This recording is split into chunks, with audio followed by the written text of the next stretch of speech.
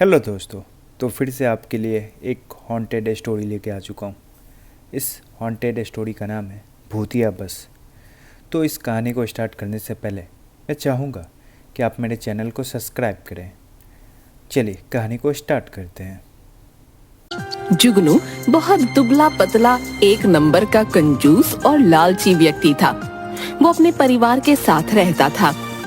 परिवार में एक बूढ़ी माँ, पत्नी और बेटा था। उसकी पत्नी मोटी थी। उसे खाने का बहुत शौक था। उसे हर समय भूख लगी रहती थी तथा वो एक बार में 10 आदमियों का खाना खा लेती थी। जुगनू का बेटा चीनू बहुत शरारती था। अरे भगवान, नाश्ता कहाँ है? जल्दी लाओ, मुंशी मेरा इंतजार कर रहा होगा। हाय, वो कलवा मुंशी आपका इंतजार क्यों करने लगा? उसे बोलो दुकान खोल के काम करे। अरे तुमको कितनी बार कहा है, वो दुकान नहीं है। दुकान नहीं तो क्या है? लोगों को रुपये ब्याज पर उधार देने की दुकान ही तो है। उधार की दुकान। अब तुमको कौन समझाए है? मैं गधे को समझा सकता हूँ पर तुमको नहीं है? हाँ, ये सही कहा आपने। उस मुंशी को बोलो आपकी उधार की दुकान खोल के काम करे। ना, वो नहीं खोलेगा। दुकान खोलते ही सफाई करनी पड़ती है। मुंशी झाड़ू नहीं लगाता, मैं लगाता हूँ। हैं? आप झाड़ू लगाते हो दुकान में? तुमको पता है रुपए भी बच जाते हैं। वो जो लड़का पहले झाड़ू लगाने आता था ना, वो बोला सेठ जी 5 रुपया बढ़ा दो। अरे भाई, काहे के 5 रुपया बढ़ा दूं? काम तो उतना ही है, तो रुपए काहे बढ़ेंगे? मैंने कहा तुम जाओ भाई। और वो मुंशी तो सबका बाप है। बोला सेठ जी रोज झाड़ू लगाने के महीने का 30 रुपया लूंगा। अब तुम ही बताओ भाग्यवान, इन लोगों ने लूट मचा रखी है। अरे तो दे देते ना। आपको रोज रोज झाड़ू लगाते शर्म नहीं लगती? अरे अपना काम करने में कैसी शर्म, और रुपया भी बच जाता है। आप भी ना। अब आज थोड़ी देर होगी। क्यों, नाश्ता बना नहीं अभी तक? बना था पर क्या? वो मैंने खा लिया। मेरा नाश्ता खा लिया? तो कोई नहीं, चीनू या माँ के हिस्से का मुझे दे दो, उनके लिए फिर से बनवा लेना। उनका भी मैंने खा लिया। सुबह जितना नाश्ता बना था मैंने खा लिया। अब क्या करूं, पूरियां देखकर रहा नहीं गया। तुम्हारी इस खाने की आदत ने मुझे बर्बाद कर दिया है। इतना रुपया राशन में जाता है, कुछ पता भी है? ऊपर से जब देखो खा खा कर कितनी मोटी हो रही है। सुनो जी, कितनी बार कहा है, कुछ भी कहो पर मुझे मोटी मत कहा करो। मेरा वजन है ही कितना, बस 150 किलो ही तो है। ये कोई मोटापा है क्या? हे प्रभु, तू ही समझा इसे। सुनो, मैं जा रहा हूँ। अगर खाने को कुछ बचे तो भिजवा देना। तभी अंदर से आवाज आई, जुगनू, अरे ओ जुगनू, सुन तो। लो, अम्मा बुला रही हैं। अरे क्या है अम्मा? अरे कितनी बार कहा है, जाते वक्त टोका मत करो।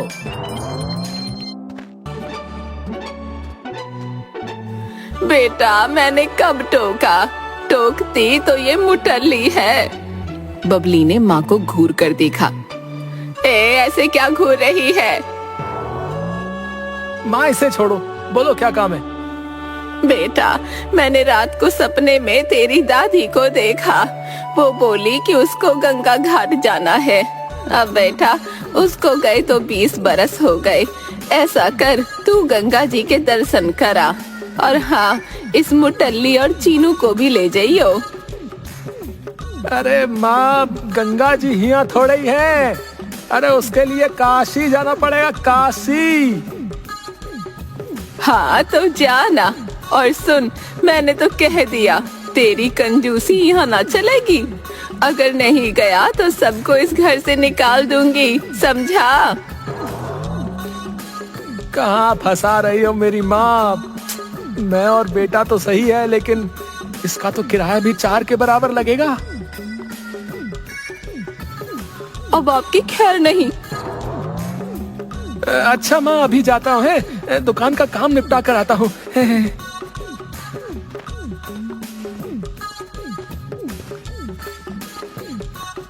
दुकान में अरे मुंशी, माँ ने काशी जाने के लिए कहा है।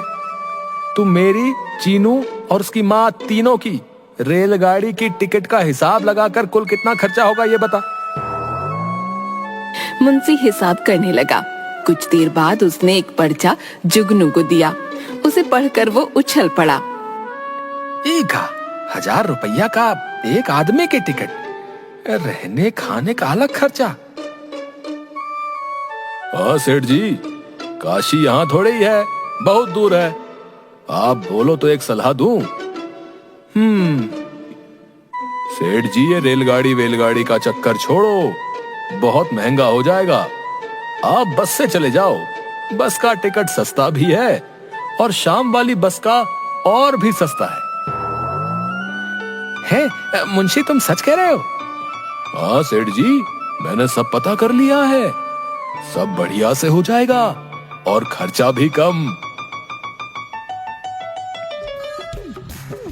शाम को जुगनू, बबली और चीनू को लेकर बस के लिए निकल पड़ा। अरे सुनो, इतना भारी पेटी मैं नहीं उठा सकती, किसी कूली को बुला लो ना। तुमसे तो कम ही भारी है। बबली ने जोर से पेटी नीचे रख दी। अरे ये क्या? चलो जल्दी से उठाओ इसे, देर हो रही है। कहा ना मुझसे नहीं उठता इतना वजन। इसे उठाकर तो और भूख लगने लगी।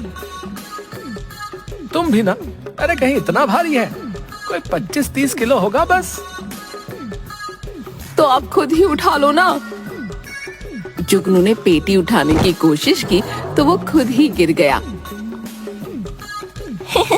क्या पापा, आप बिना कुछ लेते क्यों नहीं? चुप बदमाश कहीं का, तुम्हारे इस झूले लाल पाप की तो हद हो गई है कंजूसी की। बबली ने पेटी उठा ली।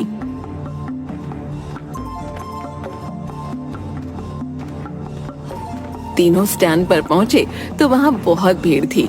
जुगनू एक आदमी से, ए भैया, ये शाम को काशी जाने वाली बस कौन सी है?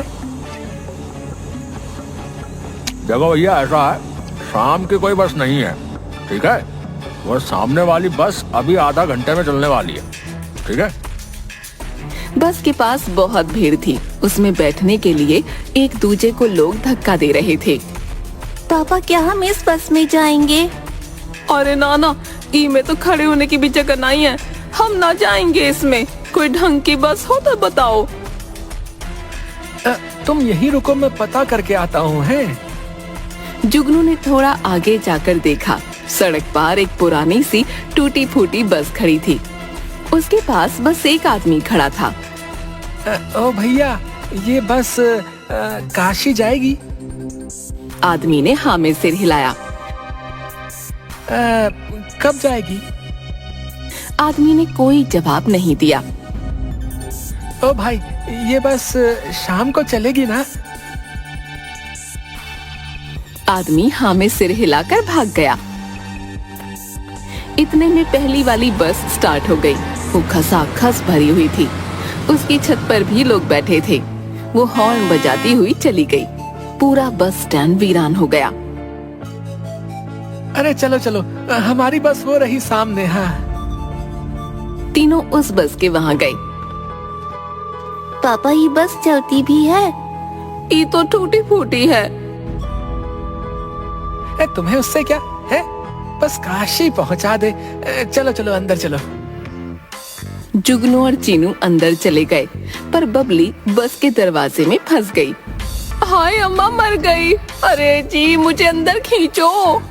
जुगनू और चीनू दोनों बबली का हाथ पकड़कर अंदर खींचने लगे। जोर लगा के हईशा, जोर लगा के हईशा। तीनों बस के अंदर बैठने के लिए ढंग की सीट देखने लगे।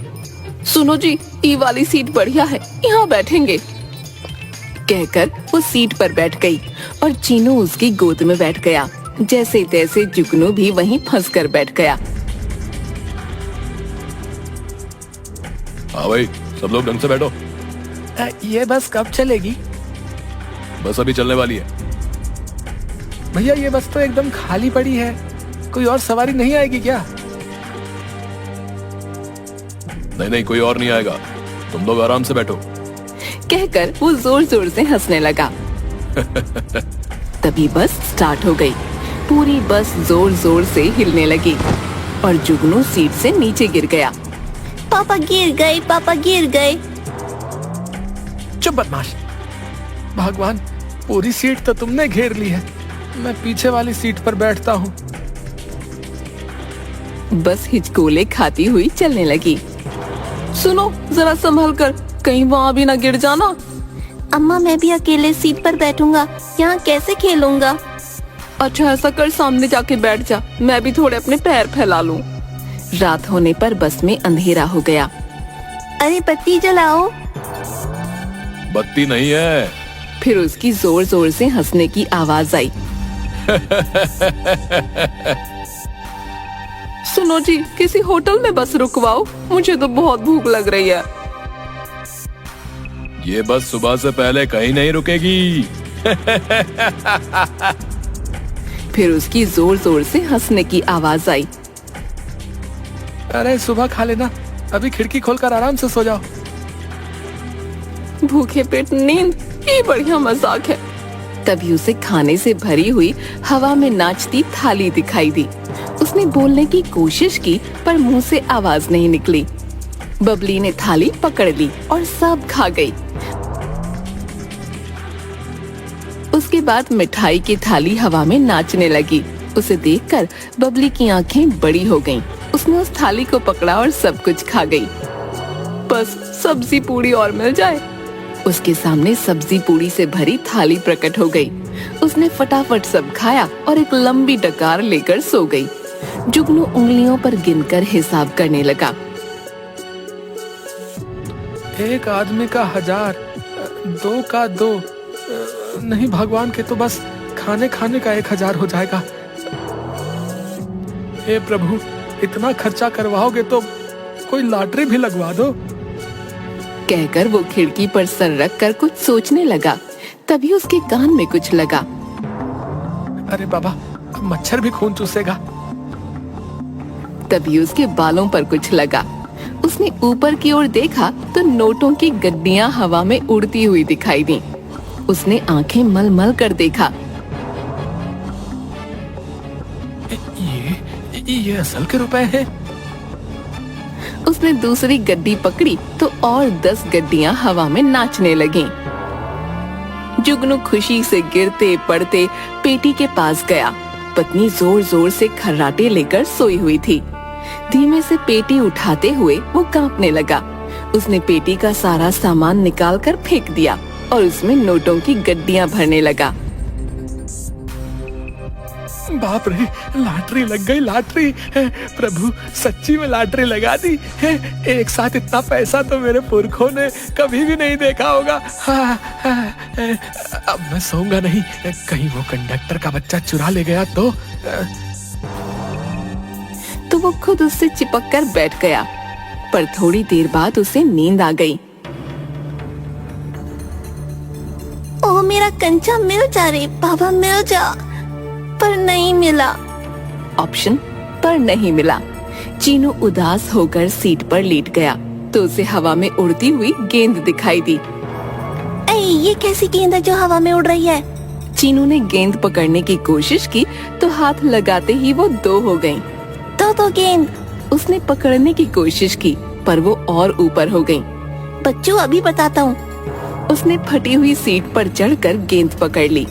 गेंद अच्छी है पर मेरा कंचा ज्यादा अच्छा है। मिल जाना, कहाँ खो गया? तभी चीनू के सामने उड़ते हुए कंचे आ गए। चीनू उन्हें पकड़ने लगा। उसने कंचों को अपने रुमाल में बांध दिया। वाह, कितने सुंदर और बढ़िया कंचे हैं, मजा आ गया। वो पटली को सिर के नीचे रखकर सो गया। थोड़ी देर बाद बबली की आंख खुली। हाय रे, बड़ी भूख लगी है। काशी तो अभी बहुत दूर है, कहीं से कुछ चटपटा मिल जाए तो मजा आ जाए। तभी उसे हवा में पकवानों से भरी थाली दिखाई दी। वो पकड़ने की कोशिश करने लगी तो वो और दूर होती जाती। उसके पीछे जाते जाते बबली बस की अंतिम सीट तक पहुंच गई। आ जाना, क्यों भागे जा रही है, कहकर उसने छलांग लगा दी, पर वो खुद ही हवा में गोल गोल घूमने लगी। बचाओ, अरे बचाओ, बचाओ! वो धड़ाम से नीचे गिरी और पूरी बस उछल गई।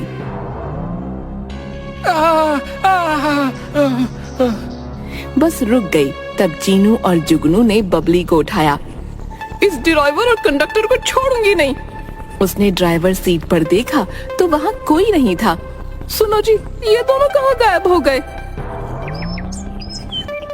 पता नहीं, इस बस से अब तक कोई नीचे नहीं उतरा।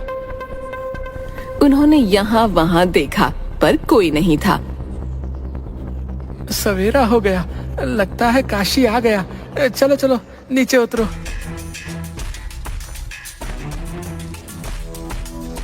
नीचे उतरने के बाद पापा, ये तो हमारे गांव जैसा लग रहा है।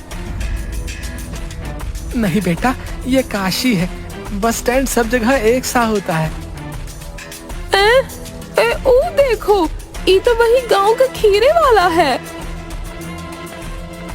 ए भैया, तुम हमारे पीछे पीछे काशी तक आ गए? काशी? कहाँ है काशी? ये काशी तीर्थ है, हमको गंगा घाट जाना है। तुम्हारा यहाँ कैसे आना हुआ? भौजी पगला गई हो का है? ये काशी नहीं, अपना गांव है, गांव है। ये कैसे हो सकता है? हमने पूरी रात बस में सफर किया काशी जान खातिर। गांव कहाँ से आ गया? कौन से बस में गए भैया? वो सामने वाली। खीरे वाला सामने देखता है, वहाँ कोई बस नहीं थी और जुगनू और बबली बस को वहाँ न देखकर वहीं खड़े खड़े सुन्न हो गए। भाई, हम लोग पूरी रात एक बस में सफर करके आए हैं भाई, लेकिन अब देख रहे हैं तो अपने ही गांव में है। आप हमें किस बस में ले गए थे जी? मैंने तो खूब चटकारे लगाकर पता नहीं क्या क्या खाया है रात में। हाँ, और मैंने तो तुम्हारे संदूक से सामान बाहर फेंक पैसों से भर लिया है। दोनों जल्दी से संदूक खोलकर देखते हैं, उसमें कपड़ों के सिवाय कुछ न था। अरे जुगनू भैया, लगता है आपको बस स्टैंड के बाहर वाली वो जो भूतिया बस है उसके बारे में पता नहीं था। तुम लोग उसी बस की सवारी करके आ रहे हो भैया। है भूतिया बस? हाँ बबली भाभी, अरे पुराने बस अड्डे के बाहर रात को कई लोग इस भूतिया बस में चढ़ जाते हैं और उसका शिकार हो जाते हैं, लेकिन तुम लोग किस्मत वाले हो जो सही सलामत लौट आए। कहानी अच्छी लगी हो तो सब्सक्राइब करें और नेक्स्ट वीडियो के लिए बेल आइकन जरूर दबाएं।